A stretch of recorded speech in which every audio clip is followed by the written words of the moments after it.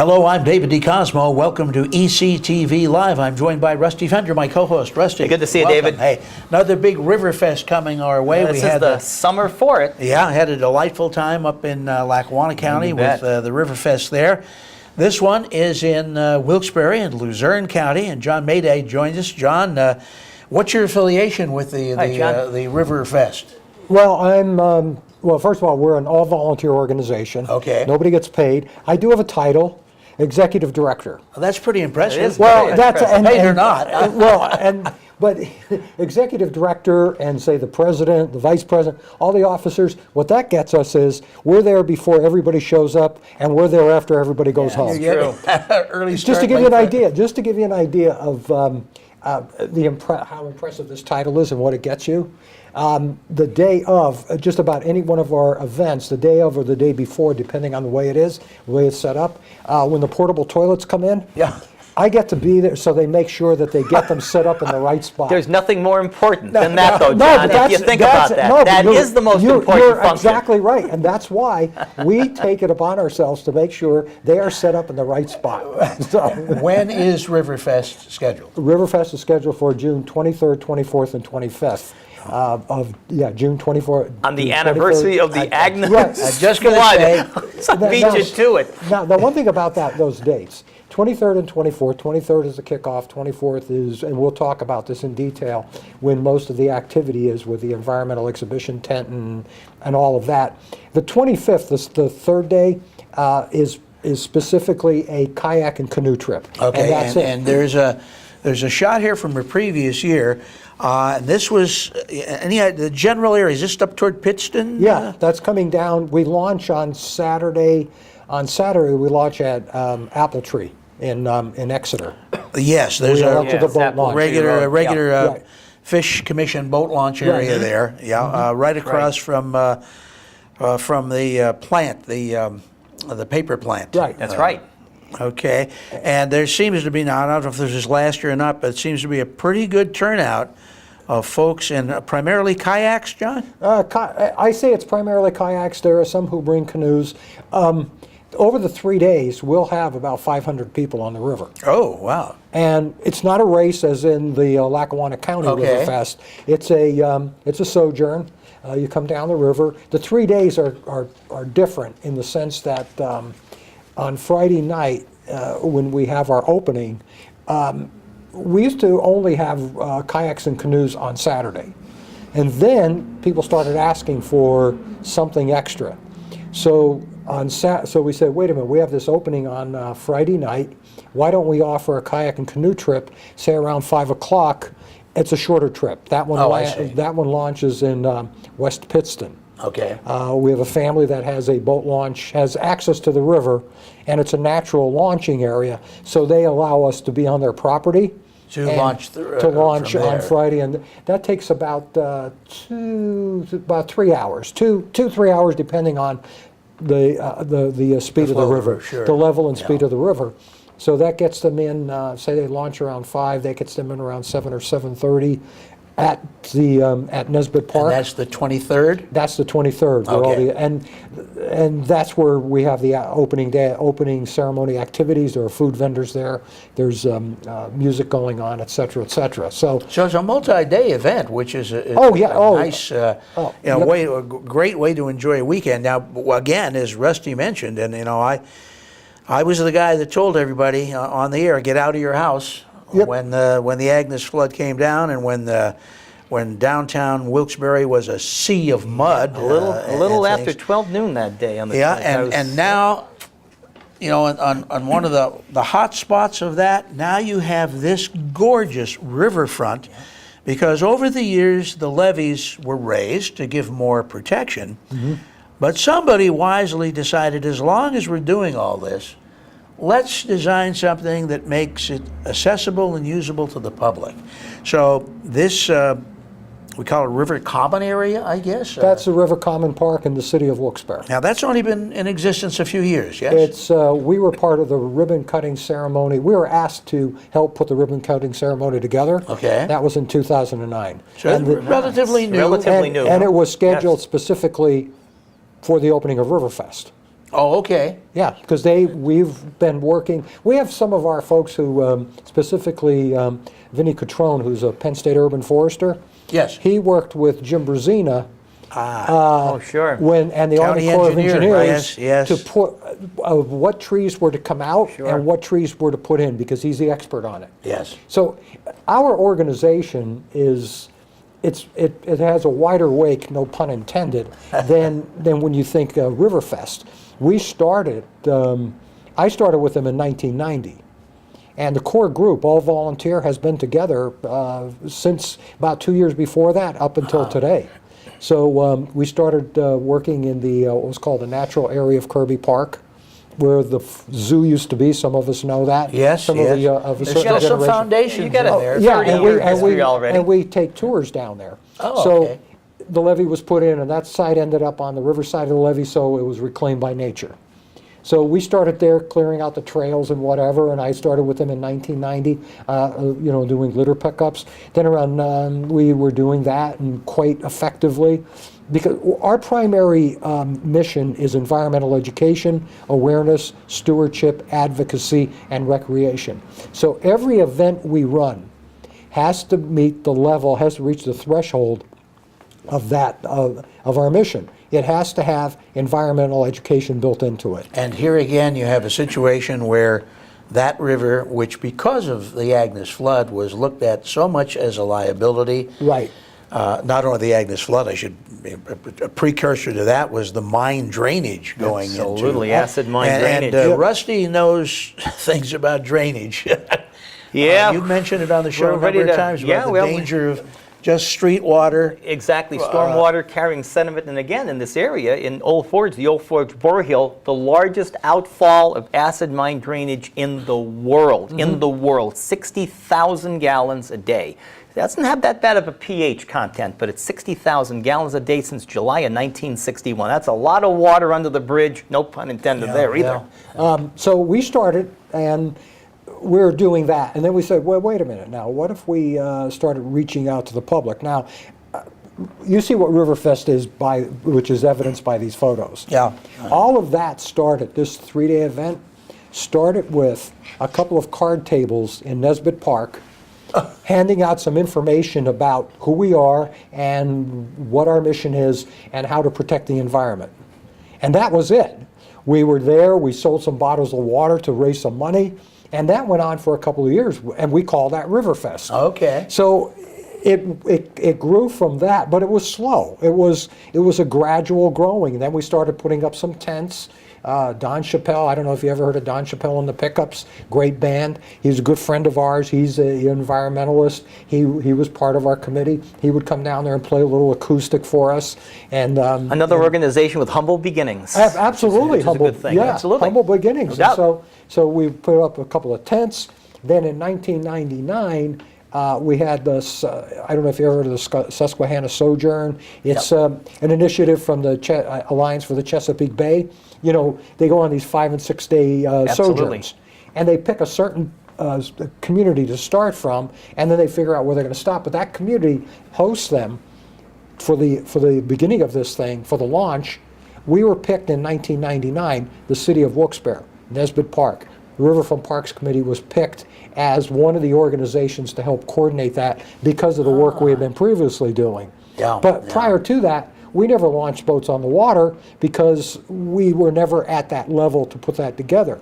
But once we did this, the following year, we became part of the Wyoming Valley Watershed Coalition, which was put together by PEC and DCNR and DEP. And that year, in 2000, we put together our first sojourn. And I know that Riverfest in Lackawanna County, they use Art Coolbaugh. Yes, Well, we yeah, use sure. Art Coolbaugh, Dave Buck from Endless Mountain Outfitters. So they're our primary, so they started working with us. So we put boats on the water. And at the same time, all eyes now are on the Chesapeake Bay Cleanup project Right, as well. yes. So that's a good tie-in with that. A lot more chemicals, which is unfortunately why a lot of the sewer bills have gone up a lot. But the massive cleanup, because of course that flows into Chesapeake Bay. Everything from here winds up there, Exactly. yeah. Massive cleanup the past 10 years or so with the Chesapeake Bay project. And that's part of our environmental education. One of our mantras is, we all live downriver. Yeah, And we try to absolutely. explain how whatever you do locally ends up in the river. Sure, We also sure. have displays set up that, and now we're getting away from, but we'll get back to the intricacies of Riverfest. But as I said, everything we do has to have an environmental But it all component ties to in. it. If you It absolutely- swept your streets, Yeah. you could make the biggest impact if you swept your streets of all the anti-skid and residual Yep. dirt that the state or your local township throws on it. That winds up in the storm drains. That doesn't get treated. The sanitary goes right into it, exactly. yeah. The storm drain just drains into the nearest river, which is why you have all these massive sandbars and islands in the river. Yeah. Decades and That decades stuff and builds decades up, yeah. builds these islands And all up. of that's ending up in the Chesapeake Bay. Exactly right. It's created dead zones in the Chesapeake Exactly. Bay. And anything that ends up also in the Chesapeake Bay ends up in the ocean and can circumnavigate the globe, in the islands of plastic. So these are some of the things we teach about. The other thing we teach about, and as I said, we'll get back to this, but I get excited about this stuff because it's so important. Those issues that we also teach about, just because you don't live in a close proximity to the river. Say you live in Mountaintop or you live in the back mountain, consider the back mountain, or anywhere, there's still a tributary somewhere. Oh, sure. And water seeks Sure. its own level. You toss something out in the woods, say you're 20 miles away from the river, you get a high water event, that little trickle becomes a raging creek, which ends up, it all seeks its I own think level, most of ends up in the river. So most you of could our be up there. latest flooding problems haven't been river, they've been the creeks Yeah. and the streams. Yeah, It's- for the first all this time in a stuff- long all time, this you're stuff right. All this debris does up in the river. The So- best thing, John, is David will know, is the separation now, David, of a lot of the sanitary and storm And the drains. storm, you're right. Because when you get heavy rain now, a lot of them are combined, which is a bad thing because the sewage as well as the runoff from the streets go into the river now. So when you separate that, at least you'll have the treatment of the sanitary as well as the drain off. Right. But now they're combined in a lot of the older communities. Good to see, though, a lot of those mandates are now putting into effect to get those channelized and separated from that. That's a good thing. 2 years ago, I and Vinnie Catrone, who's we've been part of this for a long, long time. We were appointed to the Luzerne County Flood Protection Authority Board, so we also sit on that. So that all ties in with this. Sure, So sure. getting back to Riverfest, though, as I said, we started off from a couple of card tables in the park and incrementally kept on growing it. And finally, we came to this point where it's a 3-day event. However, on that third day, on that Sunday, we've run into problems with this because that was added because there were people who wanted to go on the river on a Sunday. Now think about this. That 2-day event initially, we typically would start about 6, 7 in the morning on Friday because we're doing some preliminary setup. Right. And then we'd be on site till about 10 o'clock at night on Friday, back along on the river at 6 o'clock in the morning, and then we'd be cleaning things up around 5, 6 o'clock on Saturday night. So that was it for us. We were cooked. That's a lot- that's very demanding, But sure. there were folks who were asking for another day on the water. So we accommodated them by doing a trip on Sunday. And that's all it is. So we would promote the event as a 3-day event. But and we were very specific. The third day was a kayak and canoe trip that would launch in Nesbitt and go down to the Nanticoke pullout. That's a good thing. It's a wind down day. Yeah, around where the Garden Drive-In is, somewhere Yes. along Yeah. there. Yes. So that would be a nice little trip. But then that was it. But there were people, you know how the public is, human nature. They read something, they're coming there still looking for the environmental education tent, the food vendors. This would be the general Sure. public. Yeah. Sure. And so we decided this year, those who are taking the trip know that Sunday is the day they take the trip. We are not going to promote Sunday as a part, even though it hurts me because I want people to know that we're running a 3-day event. But if you can't figure it out, we figured we're not even going to promote It does hurt. You never want to, as the adage goes, you never want to turn down business. Yeah, we never want to turn down business. That's the so, truth. yeah. It affects you in the future. Most of the shots that you have, and they're so crowded with people, and I love that because it shows people participating. But this particular photo really impressed me because it's a lot more casual, a lot fewer people, pardon me, and some of them are there actually doing artwork based on what they see. Let me in explain water. that. That was a special trip we added on Friday morning last year, I'll be darned. specifically for artists. we put a call out because some of our volunteers, they said, one of our volunteers is a fellow by the name of Jan Lakuta. He's a, you may have heard of him, he's an Yes. attorney. And he's He an wanted to attorney. sketch the river. Well, what he wanted to do was, because he's an artist and he's an advocate of the river, he also serves as one of our river guides. So he said, what if we put together something special for artists? So we put a call out, we said we're going to do this, and Art Coolbaugh put it together for us. He coordinated the boats.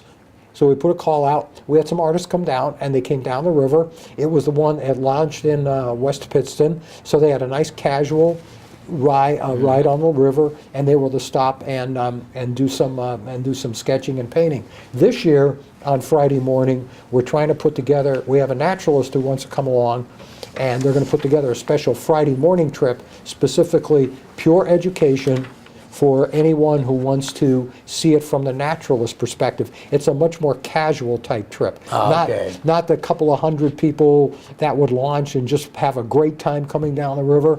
It's more targeted. It's a personal what we're approach. trying to do with this is meet the needs of the customer.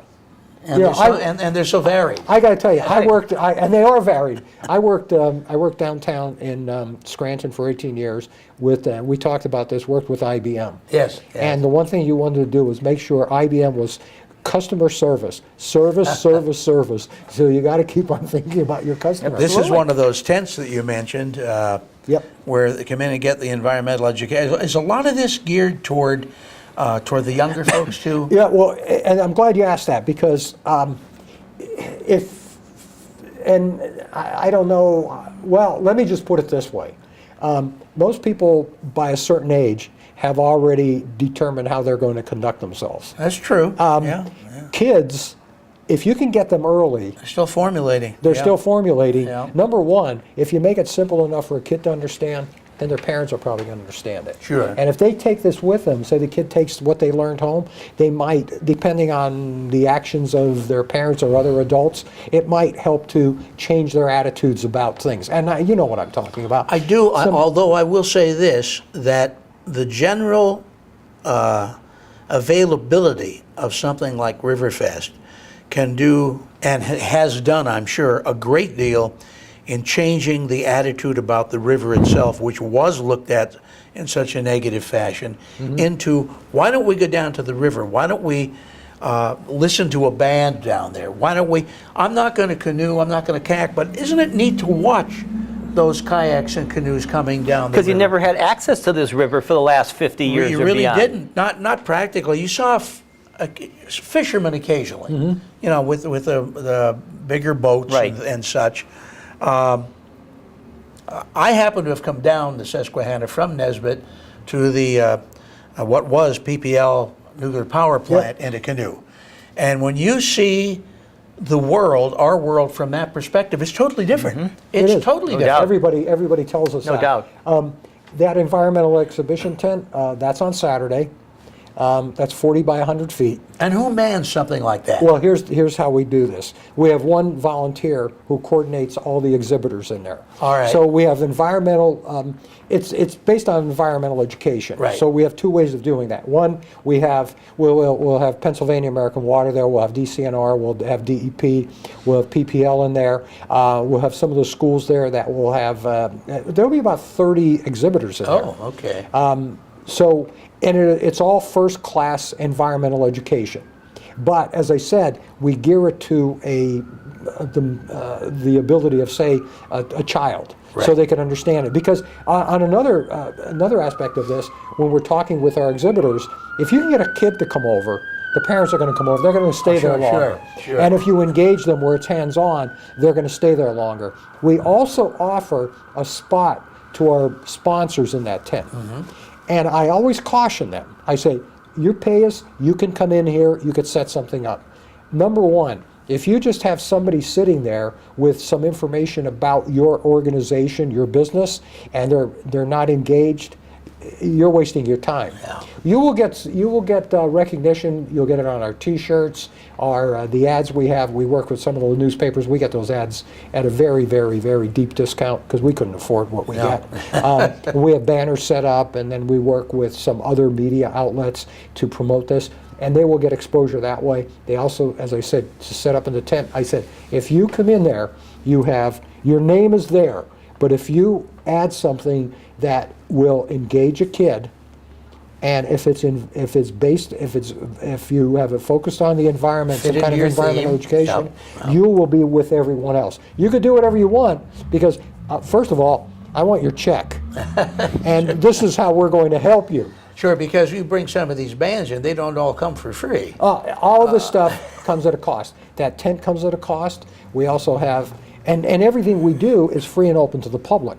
Oh, it is? Yeah, we don't charge for Riverfest. So We don't if charge if you for. want to come down and listen to the band? You could just enjoy it. The only thing that there's a charge for, and that's only because the service to our customer, our attendees, would be the food vendors, and that's Sure, they set sure. their price, and they're Sure. there, and they're running a business. But the reason we do that, as I said, we've learned this over time. People are looking for food. We coordinated with some food vendors, but they also all have to have a city license. They also have to be, and the city health inspector will come down there and inspect check them. mine, So when you come there, you'll know that whatever it is safe and is Right, already vetted through the city. How's your response been? By public response? I don't mean those using the canoes and the kayaks, but general public. I don't know if I you would have- say through the 3 days, well, I'm not going to focus on the third day because we run into trouble Okay. there. I would say between the 2 days, we'll get a couple of thousand people there, 2,000, Very 3,000, depending on what people are interested in. Because what they'll do is they'll come in, they'll walk through, because they know when they come down there, they're going to see a lot. Yeah. Well, let me just go into Friday first. Friday's Yeah. the kickoff.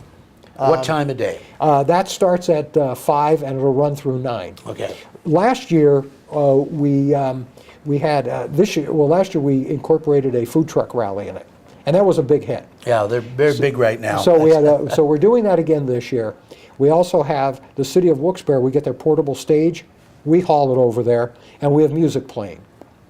And as you said, we have to pay these bands. So we have 2 bands. We'll have 2 bands playing.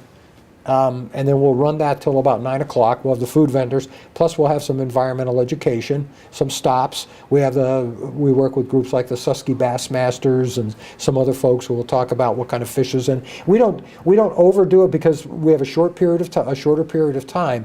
We're in the evening, and some people will be coming over. They want to get something to eat, listen to some music, and then get some education, some recreation, Right. and build it up to the next day because we want them to come back the next day. Which is really your big full day. Right, it's our big full day. It'd be the 24th this year. Yeah, that'll be the 24th. So from 11 o'clock, that'll start at 11, but of course we'll be there about 6, because we have to set up, we have to set tables and chairs, and we have to work on parking, make sure we get that coordinated. And that'll be in Nesbitt Park. So we'll have the environmental exhibition tent there. We'll have bands set up there. We'll have 3 bands playing. Plus, we'll have, new this year, we'll have the Susquehanna Bass Masters, and we have a group called Delta Waterfowl. I don't know if you ever heard of them. They do the retriever dogs, but yeah, sure. they're heavy into environmental education. So they have a lot of stuff there and that was new for us 2 years ago, and they loved it. They want to come back that's again. great, yeah. And last year we also have a winter event. This is not the only event we do. Okay. We do a winter event. We'll bring you back. Yeah. We've only got about 3 minutes left now, so we better. Okay. So what we do is, well, as I said, we have that environmental education tent, and then we have, this year's something new. We had our winter event. It's the 24th Connecticut Militia.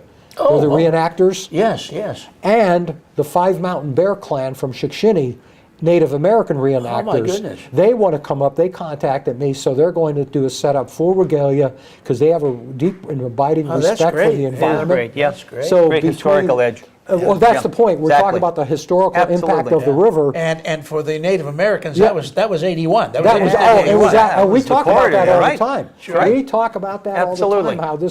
So this will be new this year. So you could see where we started with a couple of card tables and we grew to this. And this doesn't come cheap. No. So And so we try to beg, borrow, and steal everything we can, but we still have to raise money, and we go after our sponsors the way any other organization would. But that's why we also have a deep and abiding respect for them, because we run this thing as a business. If you look at the folks who are involved at the, say, the leadership level, Right. what they do in their lives, we have our treasurer is a doctor of environmental sciences at Wilkes. Ah, okay. We also have members on the board from King's Environmental Department. We have the secretary, he's a bank manager. So it's a wide group. We have people who work with Geisinger. With all one intent, though. All one That's- intent. that's- But the yeah. point is, we're all professional. Before we go, very quickly, I don't know if this is part of the actual Riverfest itself. It started off as part of the River but Fest. There's a dragon. Yeah. And this is not the Loch Ness Monster. This particular beast was on the Susquehanna. Was this a separate? It started out with Riverfest, and now it became its own event. And that'll be in September. It's dragon boat racing. Dragon boat racing. Well, Right. The boats are about 400 pounds. They're 40 feet long. You put 22 people in them, and you race on the river. if The it's races going to are have, about it's going to look 50 like this, it seconds. should have Vikings in it. Yeah, it should. Well, it's a tradition that goes back to China about 2,000 years. Wow. John, we really are just about out of time. For anyone that wants more specific information about anything happening at this year's Riverfest, where can they turn to get that They information? can contact me 570-825-5763 or www.riverfrontparks.org. Are you on Facebook as well? We're on Facebook as well. There you go. Good luck, John. Mayday, Wilkes-Barre Riverfest coming up. Enjoy it. It's free to the public. That's the great thing. And Rusty Fender, thank you so much for joining Good us. to see you, David. Mark Next McGlory, week. thanks for Thanks, keeping Mark. us in focus. I'm David DeCosmo for ECTV Live. Till we see you again next week. Here's hoping all your news is good.